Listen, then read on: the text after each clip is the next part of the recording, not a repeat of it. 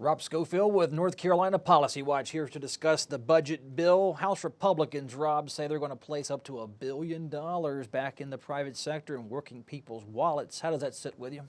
What they're really going to do is they're going to slash the budget. They're going to slash essential services, they're going to slash teachers, they're going to fire custodians and counselors and university professors. They're going to cut our healthcare system. It's a budget that's taking us backwards. It's not a budget about putting money in people's pockets.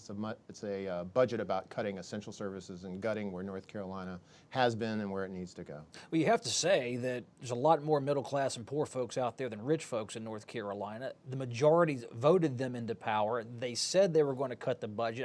I presume you heard the same campaign rhetoric I did. Did they keep their word? I've heard that rhetoric, and I've also seen the poll numbers that show overwhelmingly that people, when given the choice, would you rather leave the sales tax where it is right now, or would you rather fire 8,200 teachers' assistants? The numbers are 3-4 to 1 in favor of leaving things where they are. Now, what we have to realize, they're not just leaving taxes where they are, they're actually affirmatively cutting taxes at a time when state revenues are already in the tank. It's the wrong move for the direction we need to go at this time. Yeah, the biggest cuts coming in education, $1.2 or so billion.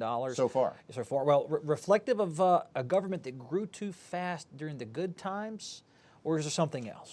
This budget takes us back to the spending levels we had in the 1970s. This is sort of a back to the Nixon era budget. In dollar amounts or in per person? In per person, okay. Per capita kind of spending. When you adjust for inflation, we're going back to those levels. So the idea that we were somehow mushrooming and growing is it's a fallacy. We're taking spending back. We're going to be at the bottom of the heap in terms of spending on public education.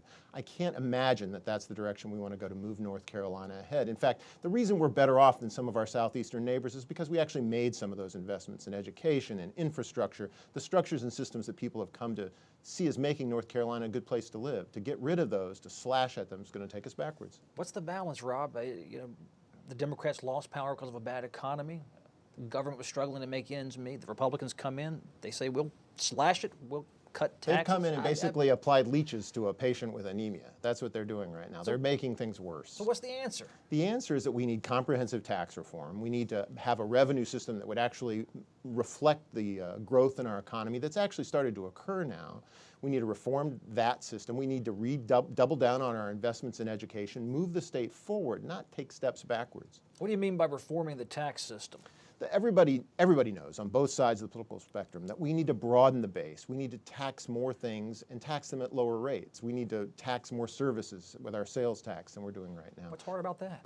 What's hard about that, of course, is there's an interest group for every single service that you might potentially tax. So everybody admits that's a difficult thing to do. But in the meantime, until we can get to that point, we can muster the political courage to do that, the least we can do is do no harm. And we have to remember, what we're doing now is cutting taxes. They're literally cutting taxes from the rates they are right now. They're cutting a sales tax that nobody's going to notice. Nobody's going to notice that extra penny. And the result of that is that we're firing thousands of teachers. That can't be the direction we want to go as a state. More crowded classrooms, a darker, shabbier state government is not the answer for what we need. If you're handicapping the future of the House budget bill, if it goes on roughly in its same form, slam dunk veto, or do you see a compromise? No, well, I think there will be a veto, and indeed the Senate says they're going to make it worse. They're going to cut K-12 education more and maybe reduce the cuts to higher education slightly. I think there's no chance that the governor would sign a bill like that. I think it's likely we'll have some compromise. I don't actually think that the governor's position at the beginning was that strong. I'm not sure we're going to get a very good result. I think we'll get something better than what we have right now. Rob Schofield, North Carolina Policy Watch. Thank you, sir, for being on the show. My pleasure. Thanks for having me, Kel.